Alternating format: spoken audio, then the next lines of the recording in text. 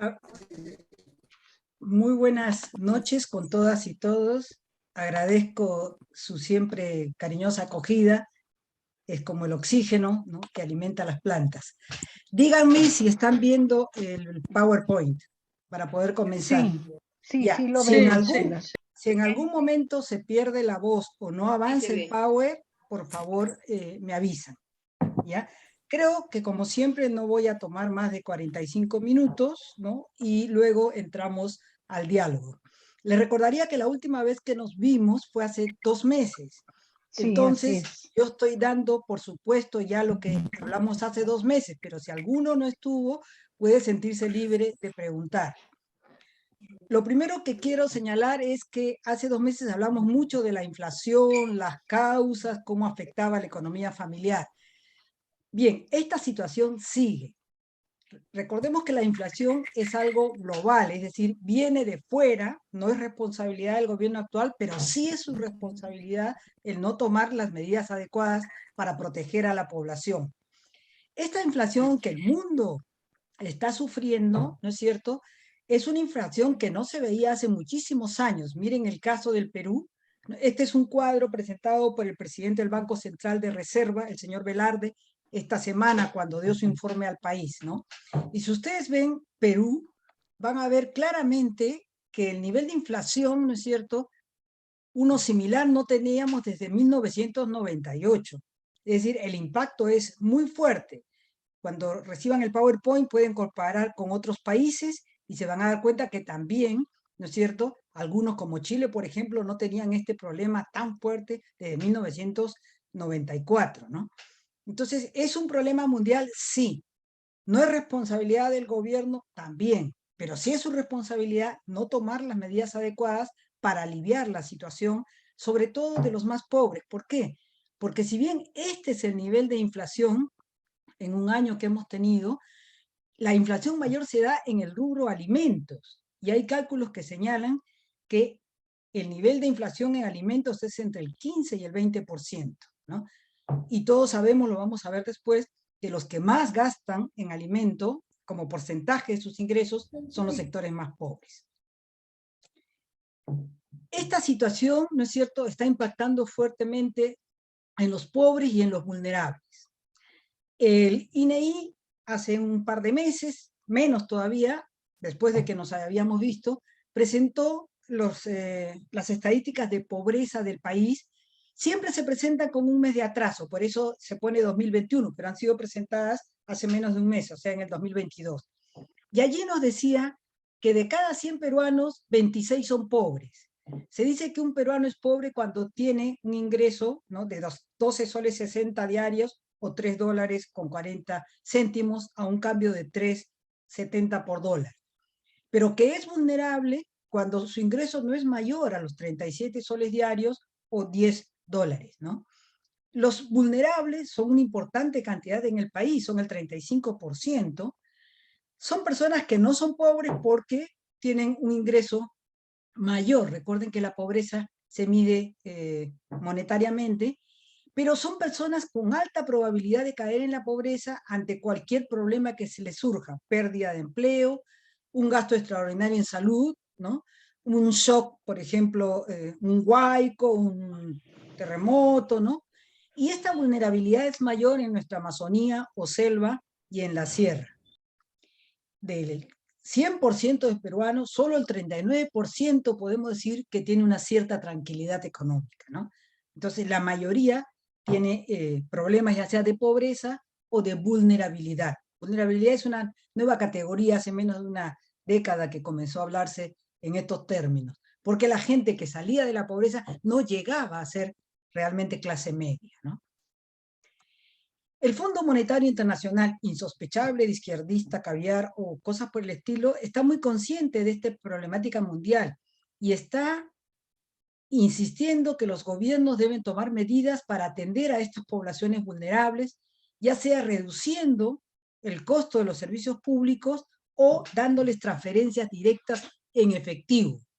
Lo que hizo nuestro gobierno no sirve. ¿Qué es lo que hizo? Rebajó, ¿no?, el impuesto general a las ventas, lo dejó de cobrar, ya se sabe que eso no termina llegando nunca a los bolsillos populares, porque se queda en los intermediarios. Ya nos pasó hace muchísimos años con los medicamentos del cáncer, ¿no? Lo que sí es efectivo es dar directamente a los necesitados, ¿no?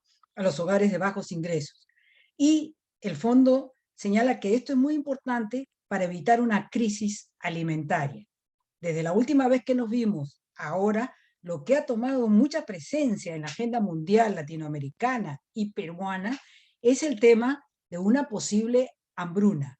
Este es un famoso editorial de The Economist, muchos lo han repetido, que como ustedes ven reemplaza el trigo por calaveras. Sabemos que Aníbal Torres ha estado trabajando, sabemos que Dina Boluarte ha estado también acá en esta Hermana, sede, ya se retiraron, nosotros vamos a continuar. Hermana, por favor, su micro, porque... Ya, gracias. Bien. Decía entonces que este es un problema muy serio, ¿no es cierto? El mismo The Economist, que es una revista muy seria, conservadora, de derecha, pero ojo, muy seria, presentaba un cuadro que yo se los estoy reproduciendo en cuanto a la intensidad con la que se esperaba que fueran impactados los diferentes países del mundo por este problema alimentario, ¿no? Cuando más azul, menos impacto, lower es menor, cuando se acerca más al rojo, mayor impacto. Y si ustedes ven, bueno, África la va a ver muy fea, y hacia esta parte también, pero viniendo a nuestra zona, si ustedes ven, Perú está entre uno de los países, ¿no?, en los cuales el problema puede ser muy serio. Y dentro de Perú, esto sí lo he agregado yo, no es de los The Economist, los migrantes venezolanos. ¿Por qué? Porque el ingreso familiar promedio del 70% de familias venezolanas es 1.067 soles mensuales, ¿no? Y tienen una gran inseguridad alimentaria, ya sea moderada o severa. Recuerden que ya hemos explicado lo que es moderada y severa, pero podemos volverlo a explicar si alguna hermana no estuvo presente, ¿no? Bien. Decía yo anteriormente que los más impactados por este problema alimentario van a ser los sectores más pobres, ¿no? Acá ustedes tienen dividida la población A, B, C, D y E. Anteriormente les he recordado que A reemplaza a clase alta, B clase media, C sectores populares, ¿no?, que no son pobres, D sectores populares pobres y E sectores populares misios, ¿no? Y si ustedes ven, ¿no?, estos sectores, más de la mitad de sus ingresos están dedicados a alimentación. Por eso el impacto de la situación que estamos viviendo en ellos es muchísimo mayor, ¿no? Entonces, un primer desafío que nos trae la realidad es cómo donde estamos, ¿no es cierto?, continuamos, porque recuerden que desde la pandemia ya la Iglesia Católica, ¿no?, a través de Resucita Perú y de numerosas iniciativas de diversas congregaciones, están ayudando en este tema alimentario. Pero el tema, ¿no es cierto?, va a ponerse más difícil, y entonces nuestros esfuerzos que tenemos que desplegar son mayores, ¿no?, para cumplir con ese mandato bíblico de dar de comer al hambriento.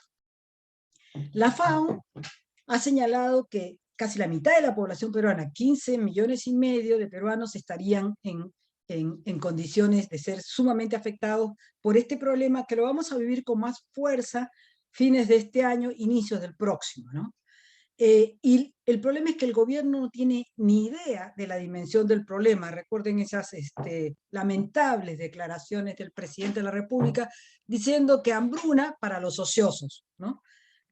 Porque los que somos un pueblo trabajador y a nosotros no nos va a afectar, ¿no? Eso a pesar de los reiterados pedidos de los gremios y de los especialistas agrarios para que se actúe de inmediato. Pero estamos pagando la irresponsabilidad con que se ha manejado un ministerio tan importante como es el Ministerio de Desarrollo Agrario y Riego.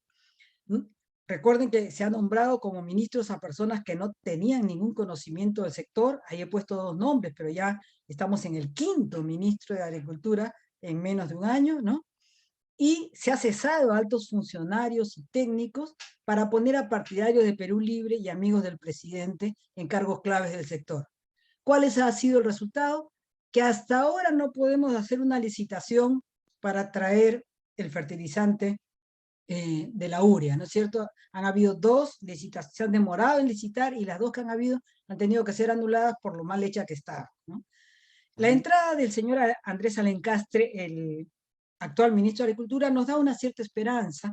¿Por qué? Porque es una persona que sí conoce profundamente el sector, y también muchos que lo conocen dan fe de su integridad, cosa que, como ustedes saben, es un bien escaso en el actual gobierno. Un segundo desafío nos viene desde la salud. Ya oficialmente, el Ministerio de Salud, el MINSA, ha anunciado este domingo que estamos en la cuarta ola. No lo tenían que anunciar, porque ya todos nosotros tenemos gente a nuestro alrededor que está contagiada, ¿no es cierto? Pero por lo menos ya el Estado tomó nota de que estamos en la cuarta ola. No es tan letal como las anteriores, por lo que dice el anterior, bueno, no anterior, el que fue ministro de Salud hace mucho tiempo, el doctor Víctor Zamora, ¿no? Él nos dice que en promedio la cobertura nacional, es decir, con 3 dosis, está en 65%, aunque hay regiones como Ucayali, Huancavelica, Amazonas, Loreto, Ayacucho, Puno y Madre de Dios, en la cual todavía falta vacunar entre 50 y 60% de la población, ¿no? Las regiones que tienen mayores dosis están allí abajo. Pero ojo, hay mucha gente, y no depende del nivel de instrucción, que está circulando con documentos de vacunación falsos. Entonces es muy importante volver a tomar cuidado, sobre todo que como estamos con un invierno tan fuerte en el transporte público y en los lugares públicos, la gente está cerrando ventanas, y hay que acordarse que el tema de ventilación es fundamental. Sobre todo que, si bien es menos letal, estadísticas que no se las presento para no afectar a la tercera edad, señalan claramente que en las 3 olas anteriores que hemos tenido en el país, la mayor letalidad ha sido en los mayores de 60 años, ¿no? Entonces, en otras palabras, acá el desafío es cuidar nuestra vida e invitar a otros a cuidar la suya también. Un tema que comienza a parecer que no habíamos tratado en nuestro encuentro de febrero es el de la inseguridad ciudadana. Cada vez más la gente está reclamando una mayor acción a este nivel. Estamos en plena inicio ya de la campaña electoral para elegir gobernantes regionales y municipales, y por ejemplo, en Lima, el que más parece que tiene posibilidades, ¿no es cierto?, es al que le han puesto Chicote, que es ay, ahorita se me fue el nombre, pero ustedes lo conocen muy bien, ¿no es cierto? Porque la gente lo que quiere es mano dura, ¿no? Y eso es porque en los últimos años, Urresti, es el que le han puesto cariñosamente en los mercados Chicote, ¿no? Y dicen, sí, Chicote es la voz, porque se necesita Chicote para parar a la delincuencia. Esta ha aumentado en los últimos años, ¿no? Y lo más complicado es que es una delincuencia más violenta, es decir, te mata por las puras, ¿no? Ahora, en el tipo de delitos que más abundan, si lo podemos ver por el lado de la mayoría de presos, ¿no es cierto?, son 3 tipos de delitos. Uno contra el patrimonio, le hace robo; otro contra la libertad sexual, por eso es tan desastrosa la decisión tomada por el Congreso de eliminar el enfoque de género y la educación sexual integral en los colegios, ¿no? Y el otro es drogas y narcotráfico, ¿no? Ahora, una cosa importante es este dato, y es que 2/3 partes de los presos entran al penal por primera vez, y la pena es que son primarios porque recién comienzan, pero salen de ahí doctorados, ¿no? Entonces, porque tenemos un pésimo sistema penitenciario. Decía yo que narcotráfico es el que alimenta nuestras cárceles. El narcotráfico, miren, estos son datos del 2019, pero han sido presentados en un estudio de abril de 2022, por los que le decía anteriormente que las estadísticas siempre van con retraso. Pero ya en el 2019, ¿no?, acá hay gente de todo el país, acá pueden ubicarse ustedes, ¿no?, en dónde están, ya el narcotráfico se había extendido terriblemente. En la década de los 80, los únicos 2 lugares, ¿no es cierto?, de cuencas cocaleras eran el Braen, el Valle de los Ríos Apurímac, N y Mantaro, y Convención Hilares en Cusco. Convención Hilares, un valle legal, ¿no es cierto?, y el Braen, un valle ilegal. Y miren cómo se ha extendido por todo el territorio nacional. Sigue siendo el Braen el lugar de mayor digamos, producción de coca y de cocaína, ¿no? Acá les dejo el cuadro del Brian para que también puedan ubicar si sus misiones están por allí o no. Pero narcotráfico es un problema creciente, pero además cada vez están más violentos, como lo han denunciado los defensores ambientales, cada vez matan más, ¿no? Cuando a alguien se les opone. La vez pasada no tuvimos tiempo para tratar a profundidad el tema ambiental, pero este también es un tema que está en la coyuntura, ¿no? Recuerden que lo único que yo les dije, que hablé sobre esto fue sobre el problema del derrame en la Pampilla, y ahí les decía que no era prioridad el tema ambiental, ni del empresariado, ni del gobierno, ni del Congreso, ni de la mayor parte de la población.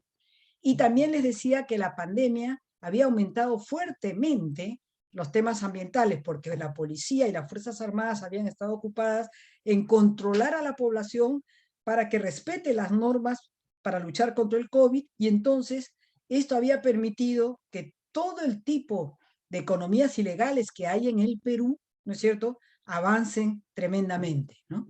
Y sobre todo en la Amazonía. Y también, recuerden, hablábamos de la debilidad del Estado en materia ambiental. No regula, no previene, no supervisa, no sanciona, no mitiga, ¿no? Y señalábamos que un problema era el tipo de forma como hemos organizado la economía del país, ¿no es cierto?, que es un modelo económico neoliberal, ¿no?, que lo que privilegia es la ganancia sobre el cuidado de la creación. Entonces, esta problemática ambiental que ya aparecía hace 2 meses, diríamos que ahora se ha intensificado, ¿no? Cuando a la población se le preguntan cuáles son los problemas ambientales más importantes del país, ¿no es cierto?, aparece la minería ilegal, ¿no? Y también, pero en un lugar mucho menor, la tala ilegal, el tráfico de madera. Sin embargo, la tala ilegal es responsable de la mitad de los gases de efecto invernadero que el Perú produce. Por lo tanto, es un problema fundamental a tomar en cuenta. En este cuadro que ustedes lo podrán analizar, este mapa, perdón, que podrán analizar con más tranquilidad cuando les llegue el PowerPoint, ¿no es cierto?, se detalla, es un mapa muy interesante porque detalla todos los tipos de economía ilegal que están afectando a la Amazonía peruana. Permítame un paréntesis para explicar. En el Perú tenemos 3 tipos de economías: la economía formal, la economía informal y la economía ilegal. Las 3 producen riqueza, pero con distintos impactos en la sociedad. La economía formal es aquella, ¿no es cierto?, que, por ejemplo, imagínense que yo soy un empresario, produzco pantalones, ¿no es cierto? Entonces compro mis insumos, la tela, los broches, ¿no? Todo, y con los respectivos papeles, y en esa transacción hay una parte de impuesto que va para el Estado. Contrato personal lo tengo en planilla con sus beneficios sociales, ¿no es cierto? Y cuando produzco, cuando vendo, también con los papeles formales, y entonces en esa transacción otra vez hay un aporte al Estado peruano. Soy un empresario, me enriquezco, sí, pero mi generación de riqueza, ¿no es cierto?, aporta a la sociedad a través de mi pago de impuestos y genera empleo decente. Pero también hay otro tipo de empresarios, los empresarios informales, ¿ya? Son los mismos que pueden hacer esos pantalones que fabrico, pero que contratan de boca para afuera, ¿no?, la compra de sus insumos, no pagan impuestos. Para realizar el proceso productivo, contratan personal sin beneficios, sin planilla. Hoy día te contrato, mañana no, ¿no es cierto? Y cuando vendo, lo mismo, ¿no es cierto? Con cualquier papelito, no pago impuestos. ¿Me enriquezco yo? Sí, pero mi aporte a la sociedad, ¿no?, y a la generación de empleo decente es 0. Siendo malo, hay un tipo de generación de riqueza que es peor, que es la economía ilegal, o algunos le llaman delincuencial. No es el que te roba, ese es otro, ¿no?, sino es el que se dedica al contrabando, a la tala ilegal de árboles, a la minería ilegal. Antes era solo de oro, ahora veremos que va avanzando también hacia otros metales, ¿no? El tráfico de fauna y flora silvestre, ¿no? El narcotráfico, etc. Yo me enriquezco, ¿no es cierto?, pero genero una serie de problemas sociales muy fuertes, entre ellos la prostitución, ¿no? No aporto para nada de impuestos a la sociedad, ¿no? Pero además genero niveles altos de violencia, ¿no? Y por supuesto, los que trabajan son gente que en algunos casos trabaja incluso en condiciones esclavizantes. Durante la pandemia, este tipo de economía es la que más ha crecido en el país, ¿no? Y sobre todo, su micrófono, por favor, hermana. Y es sobre todo esa la que está impactando fuertemente en las zonas amazónicas. Si ustedes ven acá, de repente no pueden leer, pero dice tal ilegal, minería ilegal, cultivo de coca, ¿no? Y acá lo van a encontrar. Las poblaciones indígenas reiteradamente le han pedido al Estado peruano que intervenga y el Estado peruano reiteradamente ha ignorado sus pedidos. El resultado es, por ejemplo, que ha aumentado la deforestación. Este cuadro es del 2019 y allí Perú era el quinto país en cuanto a deforestación, pero últimas cifras, pero que no tengo un cuadro para mostrarlo, ya indican que el año pasado fueron 200.000 las hectáreas deforestadas, ¿no? O sea, mucho más. Y como digo, la mitad de nuestra emisión de gases de efecto invernadero vienen justamente de la deforestación, algunos le llaman del cambio de uso del suelo. Se tiran los árboles, ¿no? Como decía, la Amazonía es la más amenazada por el avance de la economía ilegal. Como decía, las poblaciones indígenas han pedido al Estado peruano que intervenga y el Estado peruano no interviene. Y entonces hay dos etnias amazónicas, el gobierno territorial autónomo de los Wampis y el gobierno territorial autónomo de los Awajún, ¿no es cierto?, ambos en la Amazonía Norte, que han decidido intervenir ellos. Por ejemplo, en el caso de los Wampis, han declarado estado de emergencia en su territorio, ellos viven en las cuencas de los ríos Santiago y Morona, ¿no? Y lo que han hecho, han comenzado a intervenir barcazas y decomisar la madera, ¿no? Entre ellos, madera que está prohibido que se saque, como el cedro, por ejemplo, y la caoba. Los madereros los están amenazando de muerte. Y en el caso de los Awajún, lo que han comenzado es a capturar a mineros ilegales, que luego los entregan a la policía, y a destruir la maquinaria que utilizaban para extraer oro, sobre todo en el Cenepa, pues esto contamina los diversos ríos donde vive esta nación indígena, ¿no? Ahora, esto es muy serio. La Defensoría del Pueblo señala lo siguiente: consideramos sumamente preocupante que la situación ha llegado al límite y que la población indígena haya tenido que exponerse e intervenir de manera directa a consecuencia de la falta de intervención del Estado, ¿no? Y en ese contexto es muy preocupante lo último que acaba de hacer el Congreso peruano. Les explico brevemente.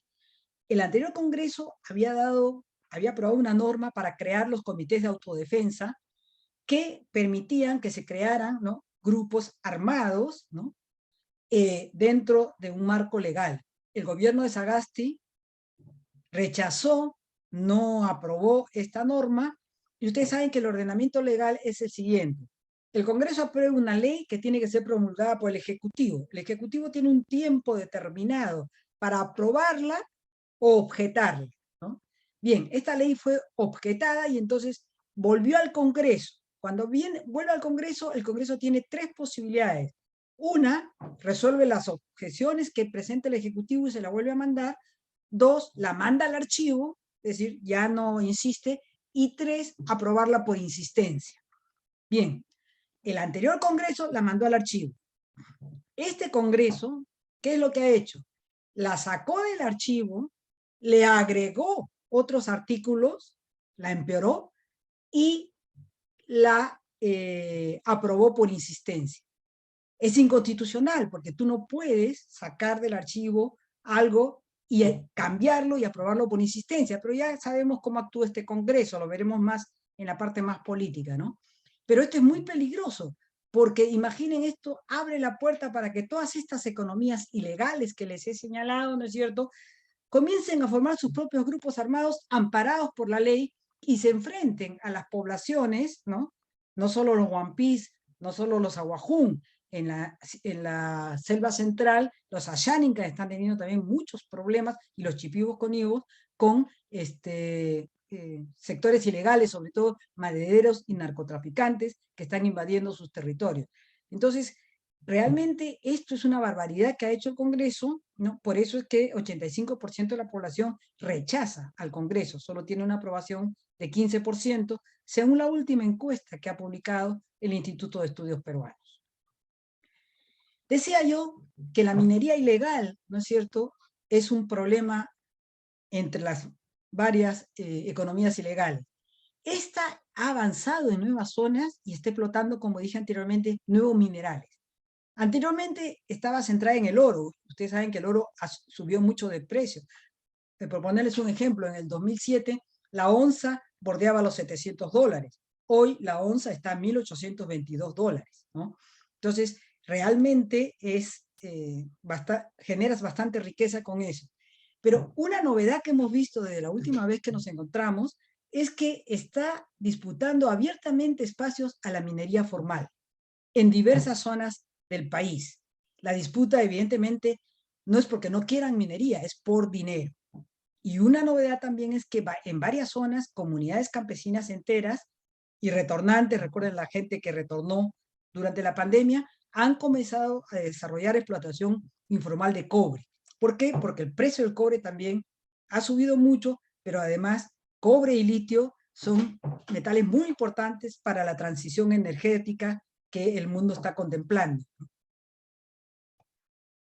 Este es el resultado de la minería ilegal en la Amazonía. Esto antes era una zona boscosa. Las hermanas que viven en la Amazonía saben cómo es un bosque amazónico. Bueno, así lo deja la minería ilegal, ¿no? Es decir, destruye toda vida.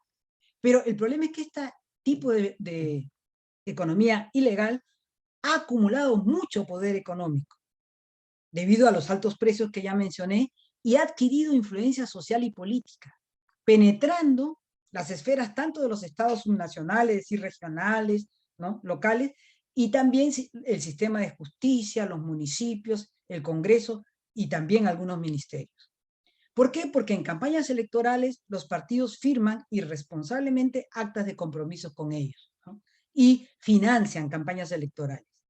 Y cuando hay disputas, optan por contratar grupos armados para imponer condiciones. Lo hemos visto estos meses con el caso terrible de Atico en Arequipa, donde murieron 15 en una pelea entre sectores de minería informal, ilegal, ¿no es cierto?, y formal.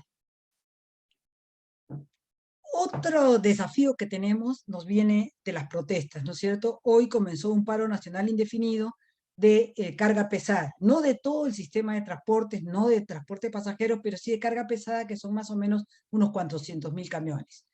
Ellos piden la reducción del precio del combustible, la restitución del tipo de transporte que ellos hacen, como, ¿no?, que es mercancías, como servicio público, porque eso le daría acceso a una serie de beneficios, y están contra el incremento de los peajes por las concesionarias. Esta vez han dicho que no van a parar su protesta hasta que no salga un decreto del gobierno donde les da esas concesiones, que no les interesa ir a mesas de diálogo porque los mesen te tontean, ¿no es cierto? Es decir, ya en abril hubo también un paro de ellos, les ofrecieron cosas y no cumplieron. Y hay también un paro agrario que se llama cívico y rondero, porque también están las rondas en ellas, que es muy curioso, porque el primer paro es contra el gobierno, pero el segundo paro fue acordado antes del primero, más bien contra el Congreso, ¿no? Y también demandando al gobierno acelerar la compra de fertilizantes y cumplir con la promesa de la segunda reforma agraria. Digo que es curioso porque lo que hubiera sido adecuado es que este segundo paro se postergue, porque evidentemente ambos paros no tienen los mismos objetivos y estos sin querer, ¿no es cierto?, están más bien reforzando a estos de acá. Pero nadie sabe para quién trabaja, ustedes saben que es un juego que hasta de niños nosotros los hemos hecho. Las protestas se han reactivado. Recuerden que en la reunión de febrero hablamos de las protestas, porque las protestas fueron fines de marzo, mediados de abril. Ahí hubo una cierta calma chicha hasta hoy, donde se han reactivado, ¿no? Y parece que julio va a ser un mes un poquito caliente a este nivel. Pasemos ahora a lo político, porque la hora pasa.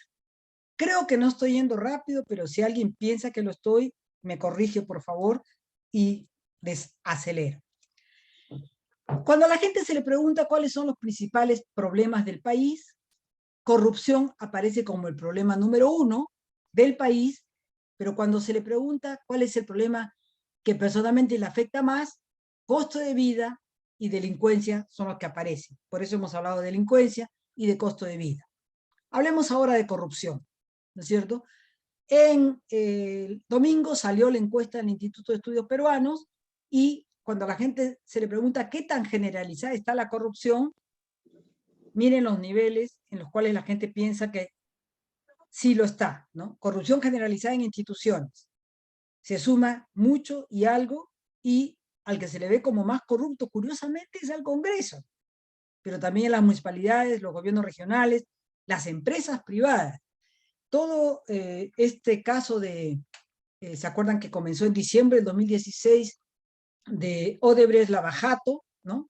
Y toda su secuencia ha desprestigiado mucho a las empresas privadas, y acá esto se refleja claramente. El Poder Ejecutivo y el entorno del presidente Castillo. O sea, hay una gran mayoría de la población, ¿no es cierto?, que siente que vivimos en un país de una generalizada corrupción. En el Ejecutivo cada día aparecen más indicios, todos los días tenemos una nueva noticia al respecto, pero el Congreso no se queda atrás. Y el costo para el país de esta corrupción es alto, ¿no? La Contraloría estima que son 23.000 millones que se pierden, 9.500 en regiones y 13.500 a nivel nacional.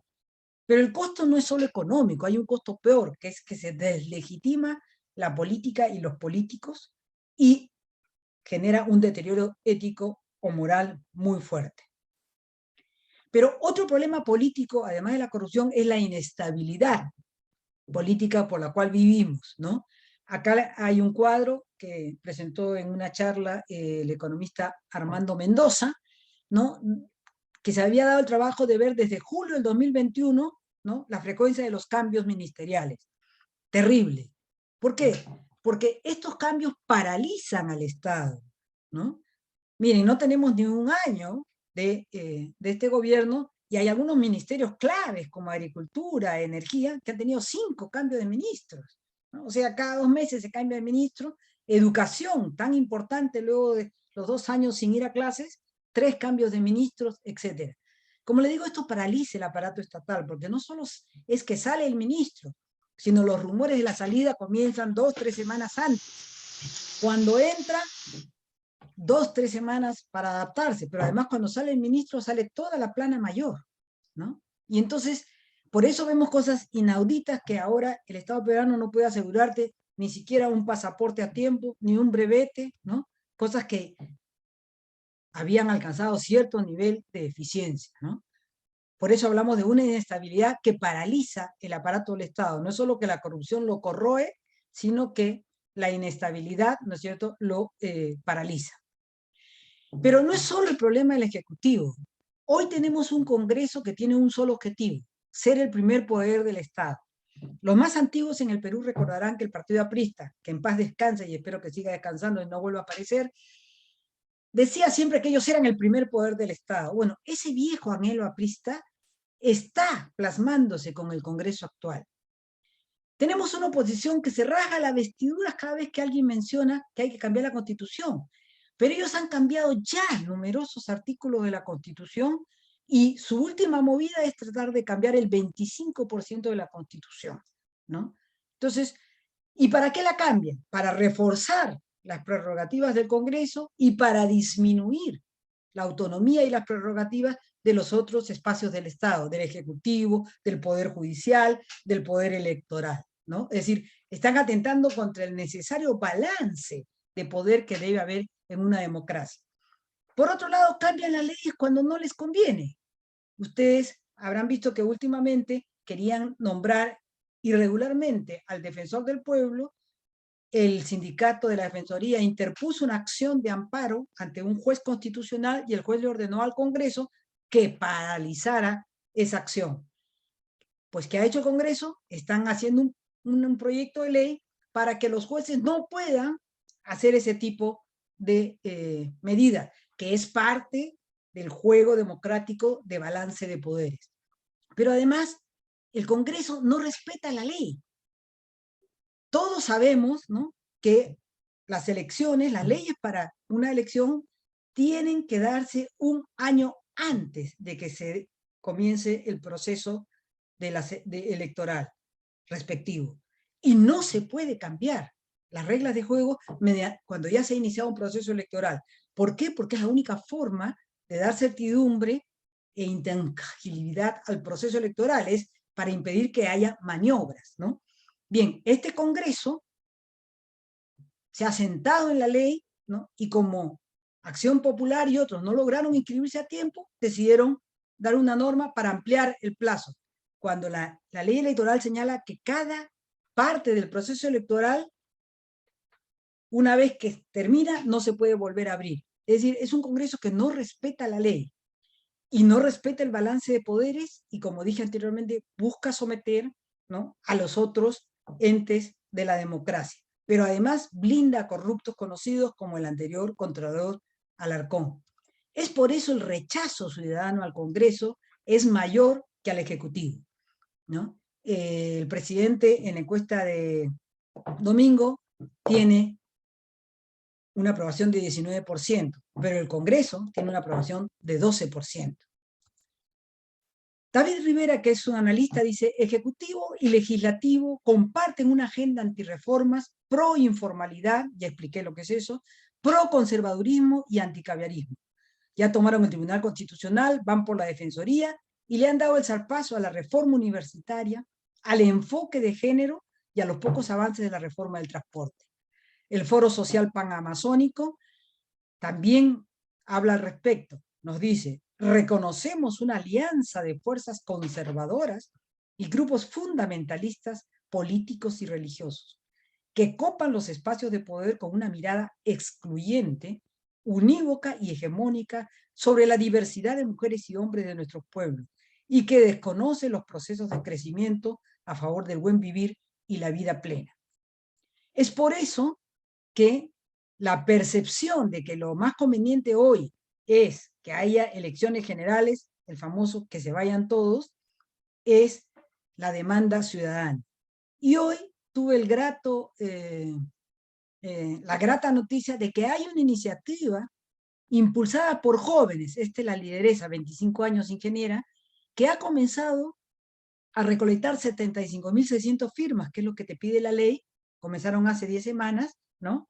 128 jóvenes en diversas partes del país, para plantear un proyecto de ley al Congreso para que haya elecciones generales en 2023, pero también para que se vete que los sentenciados que cumplieron condena puedan postular. Ustedes saben que nosotros en el referéndum de diciembre del 2018 logramos que se aprobara que los que tenían sentencia en primera instancia no podían postular. Por eso es que el señor Cerrón no pudo postular a la presidencia.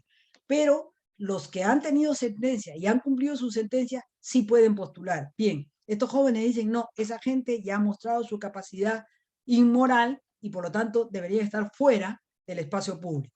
Y también plantean, ¿no es cierto?, que debe ser obligatorio en las elecciones que primero haya primarias abiertas, simultáneas y obligatorias. ¿Qué significa eso? Que todos podamos decidir quiénes van a postular por cada partido, porque hoy eso lo decide una argolla partidaria y por eso tenemos tan mala oferta electoral. Si a alguno les interesa apoyar esta propuesta, ahí les estoy dejando la página web, el teléfono de Natalia, ¿no? Y si quieren saber más del asunto, la entrevista que le han hecho, donde ella explica esta iniciativa. Esto en realidad a mí me llenó de esperanza por dos razones. Primero, porque por fin alguien, ¿no es cierto?, está buscando una salida a esta crisis política que nos carcome, pero segundo, porque son jóvenes los que han decidido pelearla. Y yo creo que la labor nuestra es apoyar a esos jóvenes. Otros sostienen que la crisis se va a resolver mejor convocando a una asamblea constituyente. Y el IEP encontró que más o menos están empatados los que quieren asamblea y los que no quieren. Otros señalan que esto es un camino más largo y que, ¿no es cierto?, ya el Perú no resiste esperar tanto. Pero es otra de las propuestas. Si ustedes recuerdan, en febrero hablábamos de otras propuestas más, vacancia, renuncia, gabinete concertado. Bueno, todo eso ya ha estado descartado. Ahora, las salidas que se ven son estas dos que les acabo de presentar. Esto se los dejo para que lo analicen en detalle, pero es que cuando a la gente se le pregunta por qué quiere cambio constitucional, la gente da una serie de razones, ¿no es cierto? Y que están bastante fundamentadas, ¿no? Para mejorar la educación, la corrupción en salud, la delincuencia. Lo único malo es que la gente también quiere pena de muerte para los violadores, ¿no? Digo malo porque desde nuestra perspectiva, ¿no es cierto?, la vida no nos corresponde a nosotros tomarla. Termino señalando algunas tareas del momento, recopilando más que nada, ¿no? Una muy importante es organizarnos para afrontar la crisis alimentaria que se viene. Hay diversas iniciativas, algunos están hablando de comenzar desde ahora con huertos familiares, ¿no? Que recuerden que en cualquier lugar del país se puede, ¿no?, en tu casa generar algún tipo de producción agrícola. La segunda es contener la corrupción, ¿no? Y en lo inmediato eso significa preocuparnos un poco más para participar activamente en las elecciones regionales y municipales. Recuerden que vamos a elegir 12.000 cargos. ¿Para qué? Para bloquear, ¿no?, la elección de gente que nosotros conocemos en nuestro sitio, que son gente que no tiene credenciales éticas adecuadas, ¿no? Es decir, para limpiar la política. Sé que estamos hartos, ¿no?, pero si no nos compramos el pleito, ¿no es cierto?, seguirán entrando las ratas a la política, ¿no? Pero otra cosa importante es frenar la expansión de la economía ilegal en el gobierno nacional, ¿no?, en el Ejecutivo y en el Congreso. Y para eso es importante empujar la propuesta de que se vayan todos elecciones pronto. ¿Por qué? Porque el Congreso, ¿no?, está copado por representantes de estas diversas economías ilegales que yo les he señalado, ¿no? Recuerden que anteriormente hablamos de que habían extendido el plazo para que los mineros ilegales se legalicen, ¿no? Pero también que han destruido la SUNEDU, etcétera. Es decir, están avanzando su agenda y lo último ha sido esto de permitir que haya comités de autodefensa, que las mismas comunidades campesinas han dicho que no, que es peligrosísimo, ¿no? Y han estado, a pesar de eso, lo han seguido. Pero otro importante es detener el avance del fundamentalismo político, social y religioso, ¿no? El fundamentalismo político sabemos que está representado por la extrema derecha, que en este país está representada básicamente por Fuerza Popular, ¿no es cierto?, que es una derecha populista, por Renovación Popular, que representa a la derecha religiosa, y por Avanza País, ¿no? Y lo religioso no se los tengo que contar porque ustedes lo conocen mejor que yo y saben que no es mi tema. Yo hablo de economía, política y sociedad. La Santa Madre es el tema de ustedes. Pero también es importante defender lo avanzado en políticas públicas, porque es el Congreso el que está tomando la iniciativa para destruir todo lo avanzado en políticas públicas, pero el Ejecutivo no se enfrenta, no la pelea, ¿no? Es decir, deja pasar, y eso es peligroso. Y lograr la salida que alivie la crisis política es una tarea fundamental y creo que esta iniciativa de estos jóvenes marca, ¿no?, un camino, pone, digamos, en acción algo que ya nuestro anterior presidente, el señor Sagasti, había sugerido, ¿no?, que dada la situación solo quedaba llamar a elecciones tanto para presidencia como para Congreso. Muchas gracias, eso es lo que tenía que compartir con ustedes, pero ya saben que ahora pasamos no solo a preguntas, sino a comentarios, objeciones, discrepancias o algo que no haya dicho y que ustedes están interesados en conocer. Muy bien, entonces para moción de orden pueden escribir sus preguntas en el chat. Número 1 ya está abierto. Y segundo, pueden ir levantando la manito. Ya está ahí José Luis Orellana y tiene la palabra. Bien, muy amable, gracias. Gracias por todos los temas que ha tratado usted en esta exposición, que nosotros con mucha atención hemos escuchado. El tema que el narcotráfico, sinceramente, a raíz de... Hay instituciones que estudian el narcotráfico y se sabe que en el Perú al año sacan droga del Perú más de 300.000 toneladas, más de 300 toneladas. Y como todos sabemos, todos hemos sido adolescentes, jóvenes, yo vivo en Villa Salvador y cuando tenía 10, 12 años, la droga para consumir teníamos que ir a comprar a Villa María del Triunfo, a San Juan de Miraflores. Hoy en día en Villa Salvador, prácticamente en cada esquina, venden droga. A mi parecer, la droga nunca va a acabar. Yo he sido policía, he pasado por el primer gobierno de Alan García y recuerdo que había un capitán que venía a cada unidad y decía, ¿sabe qué quieren irse al Braille a trabajar? Lo que querían, tenían que pagar algo de 5.000 soles. ¿Eso qué quiere decir? Que el gobierno está metido y nunca va a acabar. Si realmente tendrían voluntad para acabar con el narcotráfico, cierran las fronteras los países que consumen, países como España, Estados Unidos y otras regiones, cierran sus fronteras y se acabó. Hay producción, no hay consumidores, chao droga. Pero lamentablemente no va a acabar. Referente a la seguridad ciudadana, también es cierto, la población ha aumentado, ya la policía no se abasta, somos en total algo de 120.000 policías entre actividad y jubilados, o sea, prácticamente en actividad sería 80.000.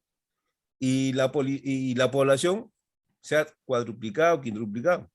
Entonces no se abastece. Un ejemplo, tenemos la comisaría de Vías, a donde yo he trabajado, éramos 140 policías. De los 140, trabajamos 24 por 24, quedaban diarios 70. De los 70, vacaciones 20, quedaban 50. De los 50 eran como 10 oficiales, que como todos sabemos, solamente dirigen, pero no trabajan, no ponen, como se dice, el pecho, la cara, en enfrentar a la delincuencia y otros actos delictivos, ¿no? Entonces ya quedaríamos como 40. Los enfermos más los que trabajan en oficina, en sí para patrullar, 20 policías. ¿Y cuánto ha aumentado la población? Si recordaremos, la que fue ministra ministra del Interior en el tiempo, creo que de Alan García, en su segundo gobierno, Massetti dijo bien claro, y por eso la sacaron. El 80% de la policía es corrupta. El 80%. O sea, estamos hablando de un 20% que no son. Por Entonces, favor, ¿cómo? les vamos a pedir el gran favor que precisen su pregunta. Allá. Porque el tiempo se alarga, precisar su pregunta y Pilar estará contestando. Ya, Gracias perfecto. por el aporte y discúlpenos. Ya, muy amable, muy amable. Entonces mi pregunta sería para la doctora, ¿qué hacer al respecto con la inseguridad ciudadana? ¿Qué de su conocimiento, qué aportes nos podía brindar? Muy amable, gracias. Sí. Palabra. Paolo. La palabra. A Paolo, por favor. Sí, hermanos, buenas noches. La palabra. Buenas noches, hermanos. Adelante, Paolo, y la pregunta precisa, por favor. Sí, en sí son dos preguntas. A ver, adelante. Pero cortas, ¿no? Hermana Pilar, o señora Pilar, ¿no? Buenas noches. ¿Se puede comparar dos países? Por ejemplo, Perú-Venezuela es comparable, y hasta qué porcentaje es comparable, si podríamos comparar como sociedad, ¿no? Como política, el país de Perú con Venezuela. Y también después de esto, habiendo comparado Perú con Venezuela, podríamos comparar Venezuela con Noruega, porque Noruega, tengo entendido que ha tenido la suerte, y Noruega es la Venezuela que no fue. O sea, Noruega no tomó las decisiones que tomó Venezuela, y Noruega hoy por hoy es un país que ha desarrollado bastante su política, su nación, ¿no? Su economía y su educación, ¿no? Está sumamente en lo más top a nivel mundial. Entonces, estas dos preguntas, ¿no? Voy en cadena un poco para más o menos saber si hay alguna relación, si es factible o no comparar dos naciones. ¿Sirve de algo? ¿Es posible no compararlo? Gracias. Gracias, Paolo. Juan Carlos, la pregunta precisa, por favor. Ya, hermanas, buenas noches. Hermana Pilar, buenas noches. La Hola. pregunta es la siguiente. Hola, hola, ¿cómo están? Perdón. ¿Por qué? Hola. Mire, y como decía un filósofo alemán o ruso, ya basta de comentar la situación, hay que tratar de cambiarla. Entonces, nosotros como iglesia, como parte de la iglesia, creo que somos la parte más presente en todo el territorio. ¿Por qué nos cuesta a nosotros organizarnos y aspirar a tomar el poder? El gobierno, más que el poder. ¿Cómo podemos hacer para eso? Porque de otro modo, sinceramente, por más que hablemos estos comentarios, no hay otros que con calidad moral podamos intentar cambiar este asunto. Ahí están los progresistas y todo, pero ellos necesitan liderazgo, alguien en quien confiar y seguir. Muchas gracias por la respuesta, hermana Pilar. Gracias, Juan Carlos. Carlos Cortina. Ya, No, yo ya soy Juan intervine, Carlos. ya intervine. Bueno, No, Juan Carlos soy yo. Juan Carlos soy Hay yo. otro Juan entonces, Carlos, hay quien otro Juan siga, por Carlos. favor. Ya Marínez. intervine, ya Otro Juan intervine. Carlos. Adelante, Sí, la pregunta precisa. Buenas noches, sí, soy Juan Carlos Calizaya, arquitecto de Senca, institución que Pilar conoce muy bien, y somos especializados en el tema urbano. Y creo que esto es un punto que creo que podría complementar a lo que ha puesto Pilar tan certeramente. Sobre todo el aspecto de el tráfico de suelo. El tráfico de suelo en el borde de las ciudades más importantes. Creo que ese es un tema que también es uno de los negocios más importantes y más lucrativos que se tienen después del narcotráfico, sobre todo en las ciudades, y que afecta directamente a las familias que están ahora ocupando las laderas y los espacios de alto y de muy alto riesgo en el borde de las ciudades. Es un tema preocupante porque está coludida también ahí en ese tráfico de suelo. Los partidos políticos están coludidos, el mismo ministerio, perdón, las municipalidades, y bueno, y eso va de la mano con el favoritismo a las inmobiliarias que permite que los mejores suelos sean siempre subastados al sector privado para ello, ¿no? Entonces, creemos que ese aspecto es importante y me parece algo sospechoso que el ministro de Vivienda que fue elegido es el único ministro intocable en todos estos ministros. Ni siquiera se le menciona en los medios, ni siquiera, a pesar de que la vivienda es uno de los temas más fuertes y más sentidos y más vulnerables en Lima y en las capitales de provincias, y sobre todo ahora que está haciendo un frío enorme, vivir en tanto riesgo y también sujetos a la posibilidad de un terremoto que pueda generar desgracias. Entonces, claro, porque de repente está siguiendo más todo lo que significaría la política de la CAPECO. Entonces solamente quería precisar este aspecto porque creo que es importante complementarlo con los otros aspectos que tan brillantemente Pilar lo ha mencionado. Muchas gracias. Bien, Patricia, por favor, y después damos espacio para las respuestas. Sí, muchas gracias, hermana. Sí, bueno, de todas estas propuestas, bueno, lo que nos ha expuesto Pilar también, cómo está la realidad política de nuestro país, ¿qué recomendarías, qué propones como iglesia en medio de este camino sinodal que hemos emprendido también para enfrentar también esta crisis política? ¿Qué acciones tomar también a partir de nuestra iglesia como laicos comprometidos, como religiosos, como consagrados sacerdotes? Porque la situación realmente ya desbordó, ¿no? Ya estamos a un año de gobierno y sentimos que cada día empeora la situación y que nosotros también hemos tomado mucho de los laicos y mucho de los religiosos. Se siente una pasividad que no se sentía anteriormente, ¿no? Entonces, ¿qué hacer? ¿Qué impulsar? Hay una propuesta, que hay firmas. ¿Qué más podemos lanzarnos hacia adelante? ¿Qué más podemos proponer, ¿no? Por el bien del país. Gracias. José Luis. José Luis o Jorge Luis. Jorge Luis, perdón. Adelante. Ya, Pilar, buenas noches. Mi pregunta está más orientada a qué tan cerca estamos a un movimiento caudillista, a adelantar las elecciones, a esta situación que se muestra casi desordenada, desorientada, del gobierno total. Hacia esa va mi pregunta. Muy bien, damos espacio para el comentario de Pilar. Bien, muchas gracias.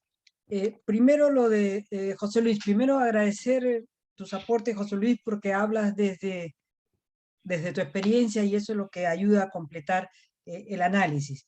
Ahora, ahí, pero también aclararte que no soy doctora, el único doctorado que tengo desde la Universidad de la Vida, para mí el más importante, pero siempre es bueno saberlo. Estudié sociología, sí, pero doctora no soy. Bien, ¿qué hacer? Mira, lo que pasa es que en el tema de inseguridad ciudadana están enfrentadas dos visiones. Hay una visión que plantea básicamente que hay que meter más gente a la cárcel, tener penas más duras, y con esto la gente va a entender, ¿no? Y hay otra visión que señala que eso no solo es más costoso, sino que no resulta, ¿no? Y te ponen como ejemplo que Estados Unidos, que tiene la pena de muerte y que mata gente, ¿no? Ejecuta gente y tiene los niveles más altos de delincuencia, ¿no? Y entonces otros más bien buscan, tienen una visión que se llama preventiva. ¿En qué sentido? En que hay que analizar las causas de por qué hay tanta delincuencia, ¿no es cierto? Y tomar medidas para prevenir que se desarrolle esa delincuencia, ¿no? Y entonces, por ejemplo, te van a decir varias cosas, entre ellos que la mayoría de delincuentes primarios son jóvenes, ¿no? ¿Y por qué delinquen? Porque no tienen oportunidades. Y entonces, si tú le das oportunidades a los jóvenes que no estudian ni trabajan, los famosos ninis, vas a disminuir la delincuencia. Otros te dicen, en barrios donde la gente está desorganizada, ¿no es cierto?, cunde la delincuencia. Pero si tú organizas a la gente, ¿no es cierto?, baja la delincuencia. Otros te van a decir, en barrios, ¿no?, donde hay oscuridad, etcétera, la delincuencia prima. Pero si tú mejoras los barrios, le pones luz, etcétera, va a haber menos delincuencia. Y otros te dicen, al joven que delinque por primera vez, no hay que mandarlo a la cárcel, porque si lo mandas a la cárcel sale, como dije anteriormente, doctorado, ¿no? Lo que hay que hacer es darle una oportunidad de que se redima, ¿no? Y entonces, mientras estas dos visiones no se pongan de acuerdo, ¿no es cierto?, es poco lo que podemos avanzar. Ojo, la visión de prevención no descarta que tú tengas que tener también punición, es decir, que tengas que reprimir, pero digamos 75% prevención, 25% de represión, ¿no?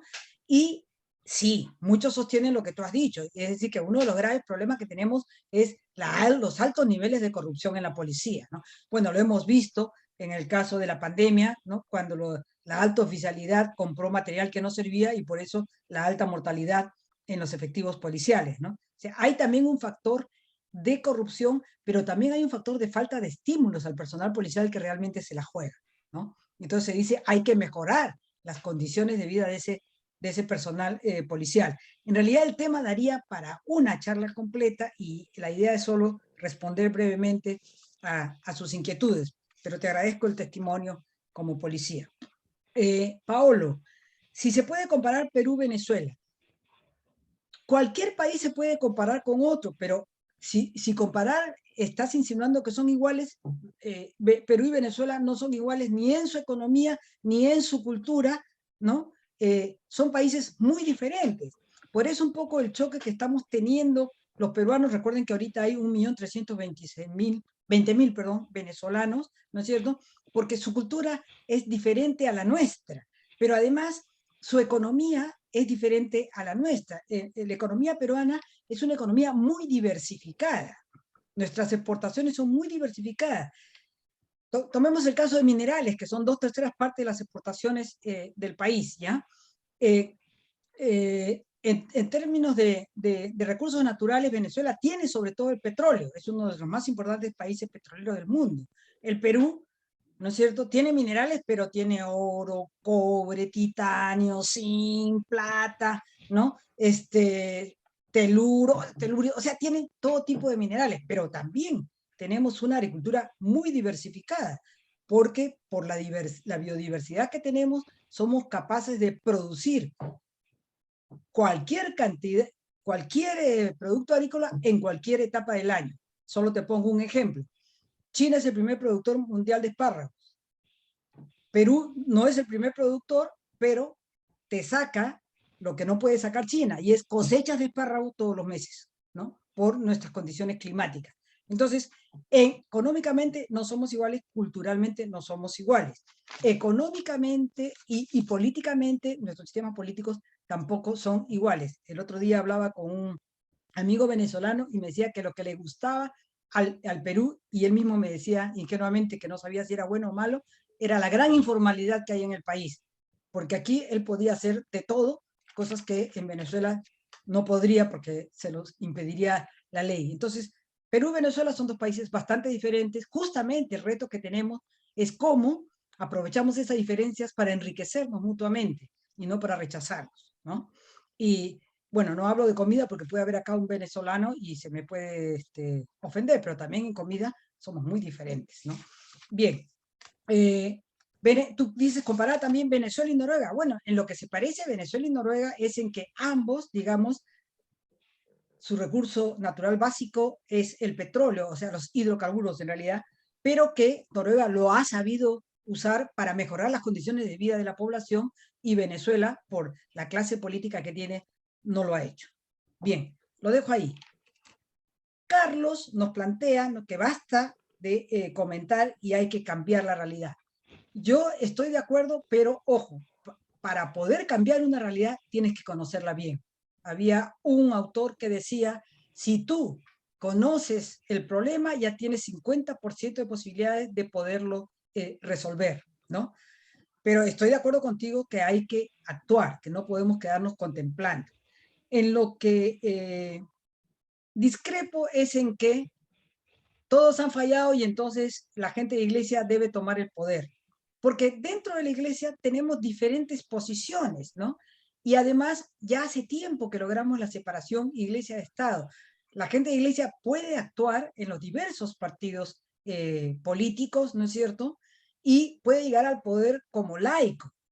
Pero recuerda que la misma doctrina de la iglesia te dice que en el caso del personal religioso, ¿no? Y sobre todo de los curas, ¿no? Ellos no pueden participar en la política partidaria, ¿no? O sea, son instancias diferentes. Ahora, mi especialidad no es iglesia, entonces no te podría explicar las razones por las cuales no se puede, pero acá hay mucha gente que sabe eso y puede pedir la palabra para explicarte por qué, ¿no? Proyectos de la iglesia al poder no sería lo más adecuado y además no sería lo más respetuoso en un mundo tan diverso, ¿no? No todos somos católicos, ¿no?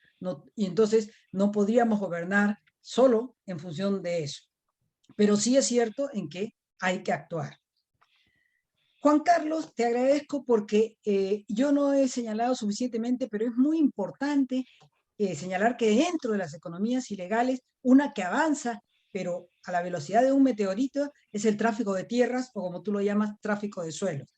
Ojo, no se da solo en los sectores urbanos. Los hermanas y hermanos que trabajan en las zonas rurales también se han dado cuenta que esto avanza cada día más. Y como tú dices, porque es un negocio muy lucrativo y que lamentablemente, ¿no es cierto?, ya han logrado penetrar niveles estatales, y es por eso, digamos, que pueden avanzar con tanta facilidad, porque hay gente, ¿no?, que trabaja en el Estado que les facilita la labor. Es otro problema serio que tiene el Perú. Patricia, ¿no? ¿Qué propongo para la iglesia? Mira, Patricia, yo siempre he dicho, lo que puedo hacer es describir la realidad, tratar de explicarla, señalar los desafíos, pero decirte qué puedes hacer sería, digamos, algo que yo me creyera, pues, superior. ¿Por qué? Porque yo no estoy en el sitio donde tú estás, no conozco tu realidad, tus límites y tus posibilidades. Lo que puedo hacer es explicarte los desafíos y de acuerdo, ¿no?, a tu realidad, puedes señalar con toda tranquilidad de espíritu cuál de esos desafíos tú vas a ayudar. Porque, ojo, ninguno de nosotros es Superman ni Superniña. Y hay que considerar que trabajo yo aquí tú trabajas allá, yo hago un poquito, tú haces otro poquito, sopla el espíritu y vamos avanzando, ¿no? Pero, como digo, no sé, yo no me siento capacitada de decirle a alguien qué tiene que hacer. Creo que eso ya depende del discernimiento de cada uno, ¿no? Pero estoy totalmente de acuerdo en que esta situación ya se ha desbordado. En eso sí estoy totalmente de acuerdo contigo. Y tú mencionabas la pasividad. Mira, la pasividad se debe a varias cosas, me parece a mí. Recuerdo que hace como 3 semanas Rosa María Palacio, desesperada, ¿no? Se movía todo y decía, pero ¿por qué la gente no reacciona? Con menos de esto la gente ya hubiera reaccionado. Es que yo creo que hay factores hoy en la gente que está limitando que salga a la calle, ¿no? Rosa María se preguntaba, ¿dónde está la calle? Primero, la gente está muy impactada, ¿no? Por la pandemia y por el alza del costo de vida, y entonces está muy metida en la sobrevivencia. Recuerde que muchos perdieron, recuerden nuestros encuentros anteriores donde describía las condiciones de los hogares peruanos. Pero además hoy hay mucha desesperanza. Y más bien todos estamos escuchando a los heraldos de la desesperanza. La gente que te dice, no, no hay nada que hacer, elecciones, ¿para qué? Los que van a venir son peores, ¿no? Esto, el país ya está hasta las patas, esto nadie lo resuelve. Es decir, son pocos los que tratan de decir, oye, sí, la verdad que estamos mal, ¿no es cierto? Pero por aquí o por aquí se puede hacer. Y en ese sentido, hay un comentario en el chat que es muy cierto, que es ahorita no me acuerdo, creo que es de Alejandro Gómez, ¿no? Donde él habla, sí, de la importancia de conocer la historia. Y eso es muy cierto, porque cuando uno conoce la historia, ¿no es cierto?, se da cuenta que muchas veces el Perú ha estado al borde del abismo y ha sabido salir adelante, ¿no? De ahí la famosa frase del Dios es peruano, ¿no? Entonces yo creo que parte de lo que sí podríamos hacer, ya que Patricia decía, ¿qué hacemos?, es alimentar la esperanza. Yo creo que hoy una tarea fundamental es, claro, ser realistas, ¿no? Decir, oye, la cosa está así, así, así. Me acuerdo que yo en una reunión con unos amigos, ¿cuál es la conclusión? Estamos fritos. Y uno de ellos me dice, oye, Pilar, no se te vaya a ocurrir poner eso en tus comentarios de coyuntura, sería irresponsable, ¿no? Y claro, el tipo tenía razón, o sea, hay que crear, como una vez dijo, creo que el padre Gutiérrez, hay que crear razones de esperanza, ¿no? Y yo creo que ese es uno de los desafíos que hoy nosotros tenemos.